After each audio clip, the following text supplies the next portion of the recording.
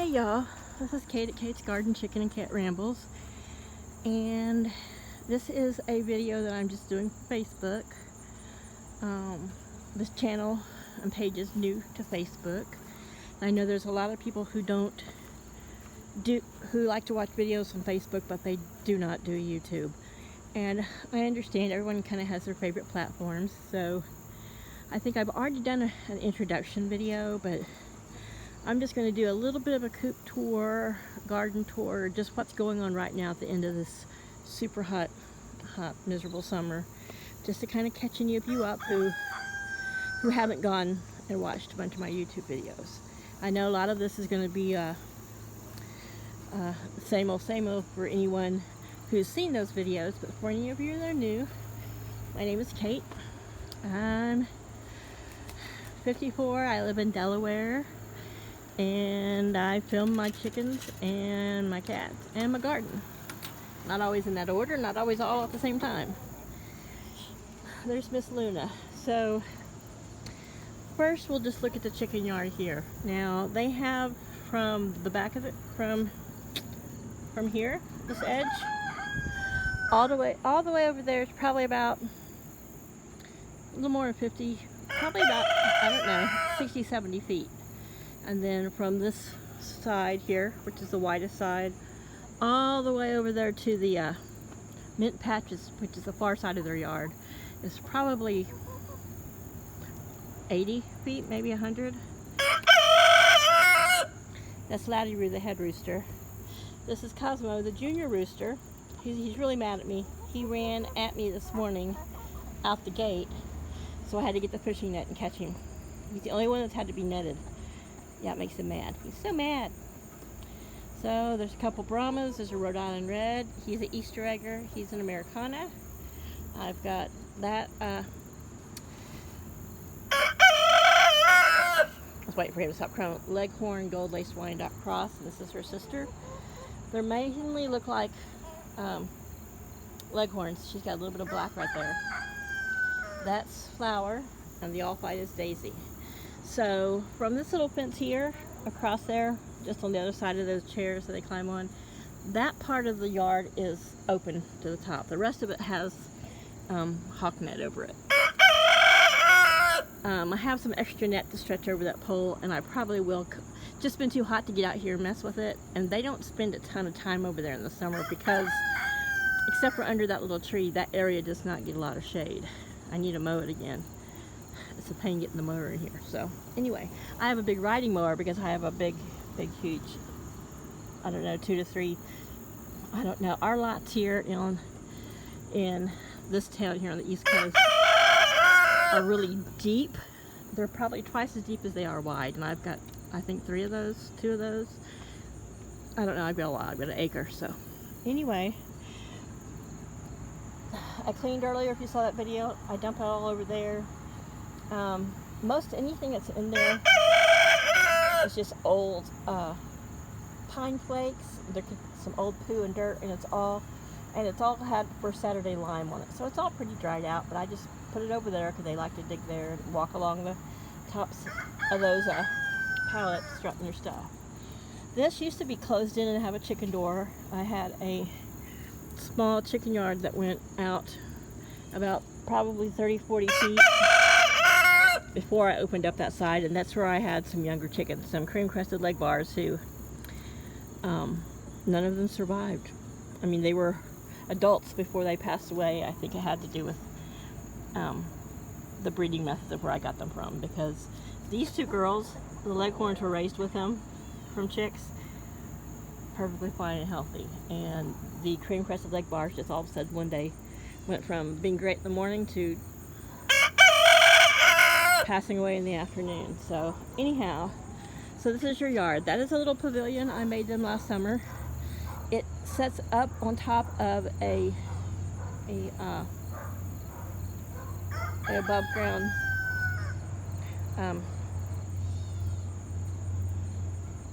raised bed box, but it lifts it up off the air, and then I just put dirt, and there's some sand, I put some ash, I put a little bit of lime and some peat moss, whatever they like to just bathe in, it goes in there. So I built a roof to this coop. This is a dog kennel kit.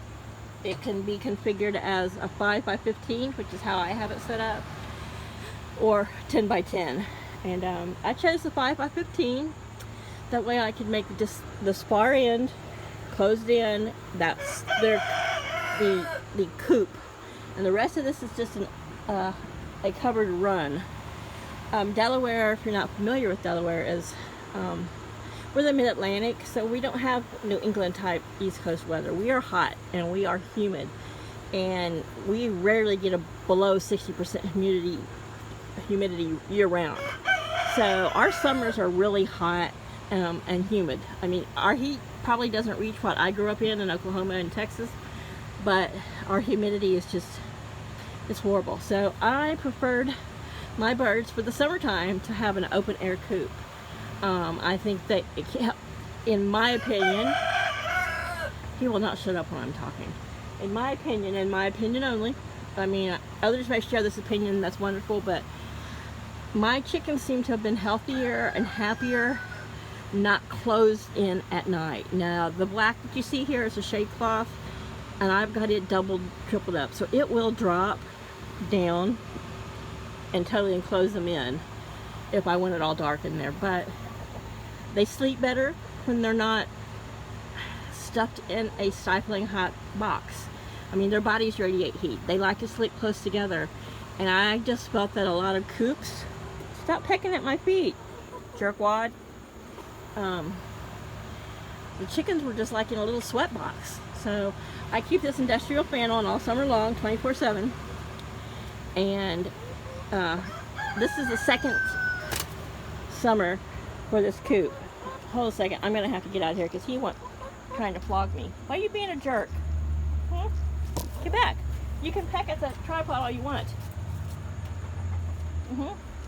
Come on, get out of here. Yeah, come on, get out of here. I'll try to get him out, and then I'm gonna lock him out.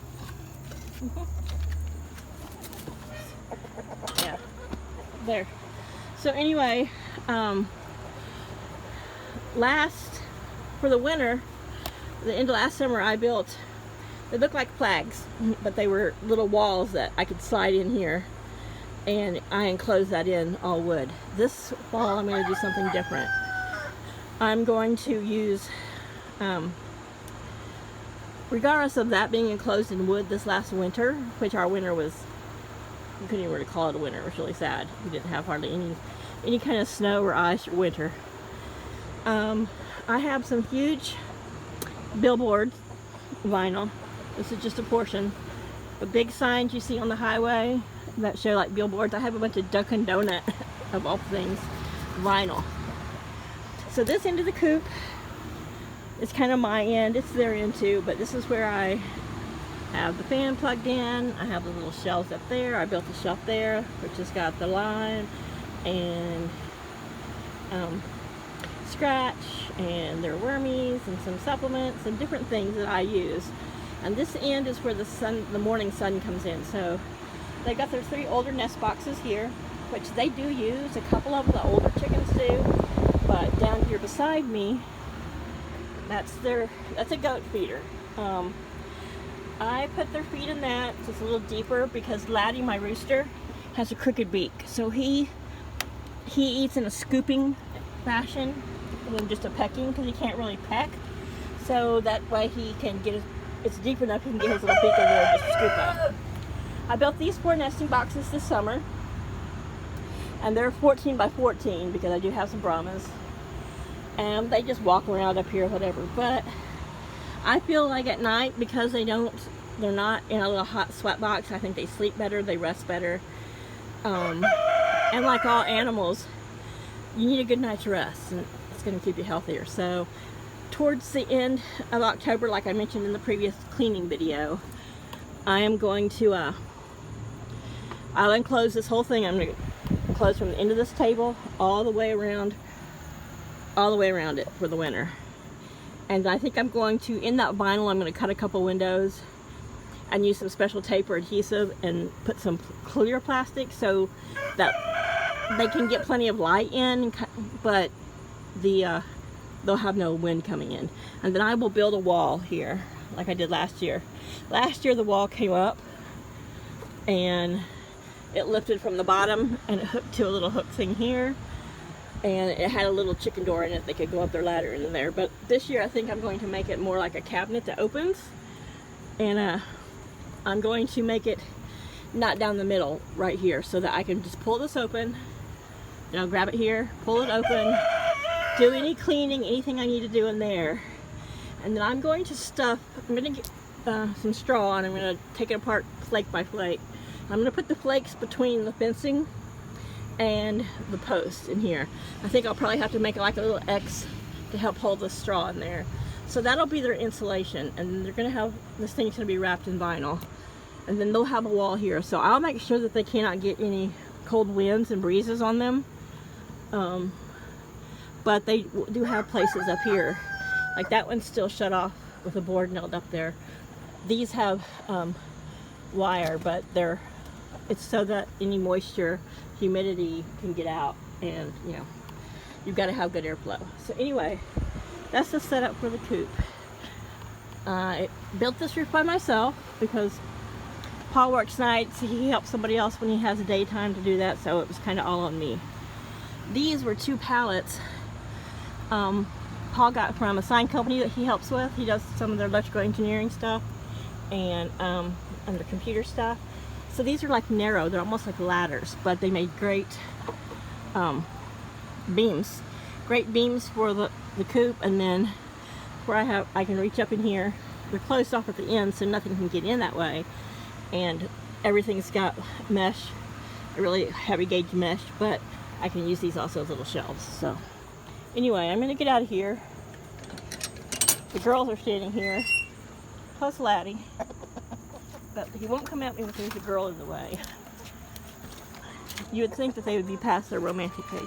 If I wasn't talking, if I wasn't making a video, he would be calm. He rarely comes at me when I'm not talking. I don't know what it is, but there's Marigold, a Rhode Island Red. She's many years old. She doesn't lay any longer. I bought her, she was supposed to be 6 months old. She's probably closer to 6 years, who knows. There's the others over there, so we'll come out. I had some cream crested leg bars. They were getting picked on, so they had this little, this used to be my brooder I kept in the house, and it's a large 3 foot by 5 foot dog crate. It does have walls that lift up, and right now I'm just using it to store my tools.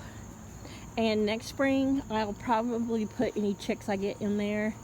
I'll put a heater in there. I have heat lamps, plus I have a little, looks like a TV, but it's a heater.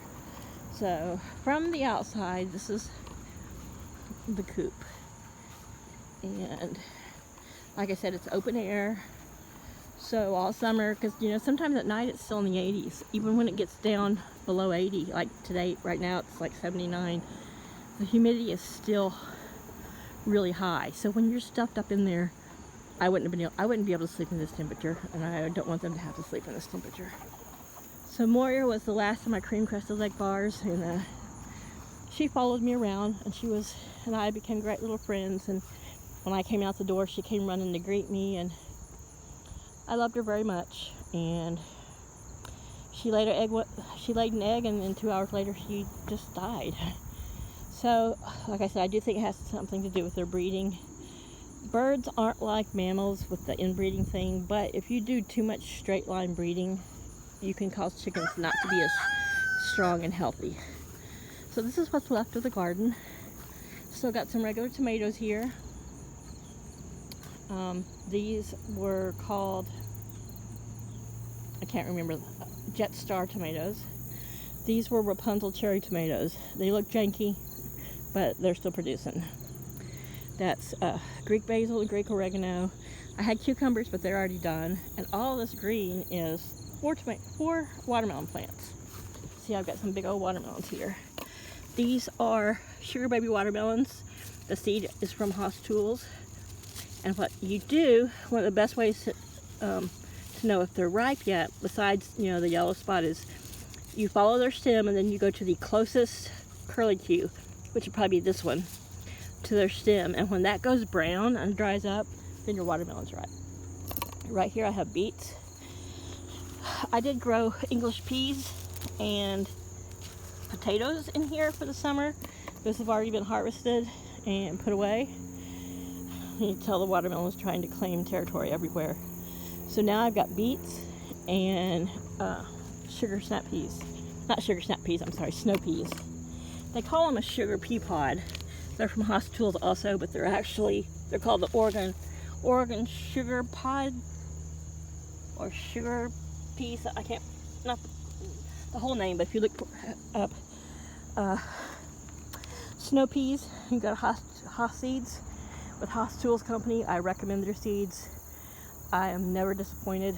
They're the Oregon sugar pod pea. That might be the name of them, but they've been thinned once. I'll probably thin them again, but we'll see how they do. They're not overly thick, and seeing as I only planted a 6-foot row of them, I'll save the rest of the seed till next year. But I tend to grow a lot bigger garden, but then if Paul doesn't help me eat it, I end up giving away more than I eat. And I don't mind sharing, and he takes it to the base. He works as a private contractor for the Air Force. He's retired Air Force, but he's gone back now and does what he does in the Air Force, but for them as a civilian contractor. There's a couple of watermelons growing here in the fence where the vines have gone crazy. They've just taken over. You see this, like watermelons everywhere. Everywhere you see a yellow flag is a watermelon. So me and the neighbors are going to be eating a lot of watermelon this year. That one is hanging, and that one is sandwiched between two of those 2 layers of vinyl fencing. So it might be shaped weird, but hopefully they'll at least ripen up. That would be neat. Like personal size watermelon. So anyhow, I use weed mat in this garden. This hole here is where our septic starts. I believe our septic goes that way. We had a hard time finding it until I was gardening and I found it. So this year I didn't plant anything in the ground in the weed mat here. In the center I had planted the watermelon, and then in that weed mat, of course, I had the holes in that side for my peas, and I did have green beans, so there are peas and green beans and potatoes grew on that side. This year Paul said don't plant anything in case we have to have any work on the septic, because it's kind of been acting weird. But I left the weed mat down. There's weed mat here because I grew a lot of okra last summer. This year I didn't. I was just too lazy to get it in the ground. I had a lot of a sick chicken drama going on when I should have been planting, and I just couldn't find the motivation. But anyway, so, and he didn't want me to plant here in case the septic, when they come to do the septic, they're going to have to drive up here. So he just told me not to plant there or here this year. So this year's garden was smaller, but it's doing well. It's done well. This is some corn. I'm not growing it on purpose. Like I said, we call it the chicken shack now. It has ventilation. It was a small coop for these girls when they were young, and the cream crested leg bar. So I had 5 of them in here, and like I said, it went down that way, just probably past where those chairs were, almost to the end.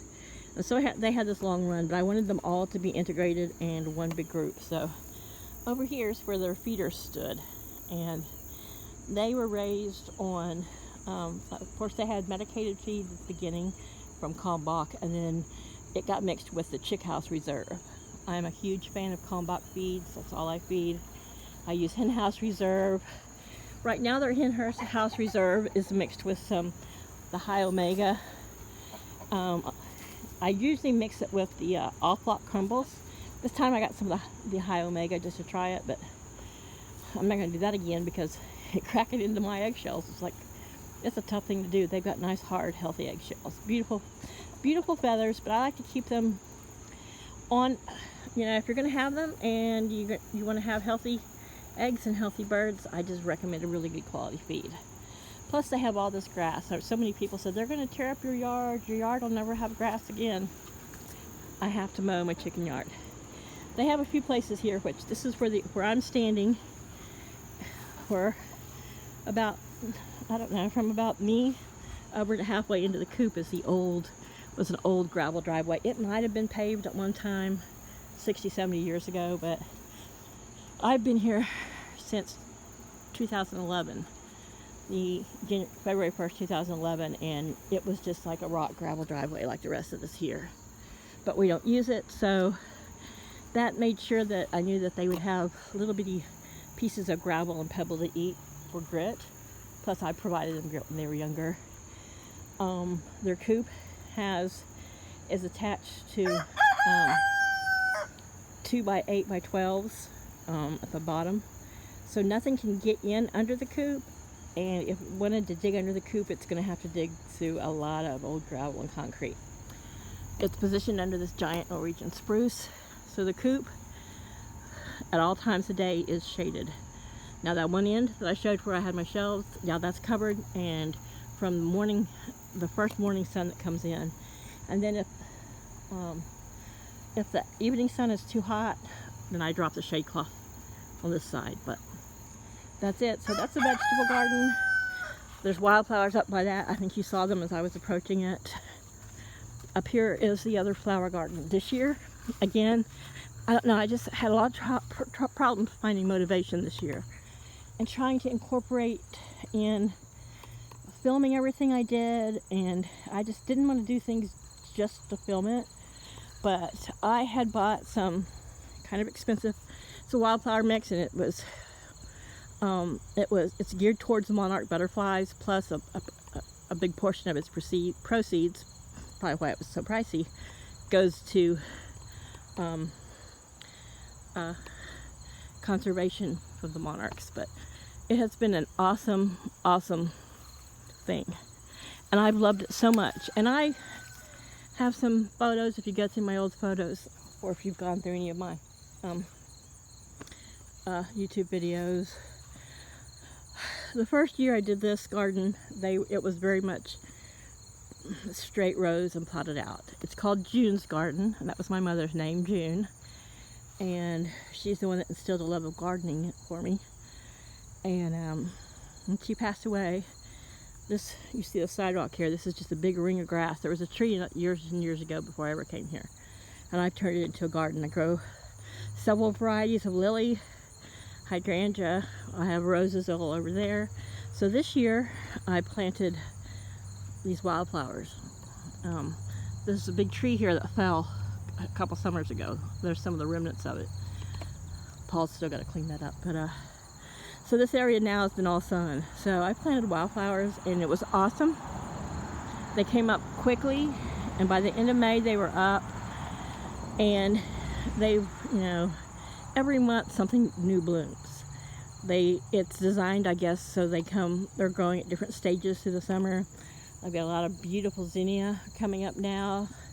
Some flowers I don't even know their names of, but this has been a bright, beautiful addition. So I think I've got some more in my list, my Amazon list, so I'm going to order some of the more same seeds.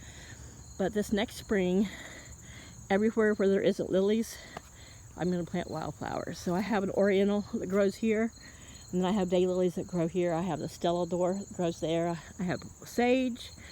I have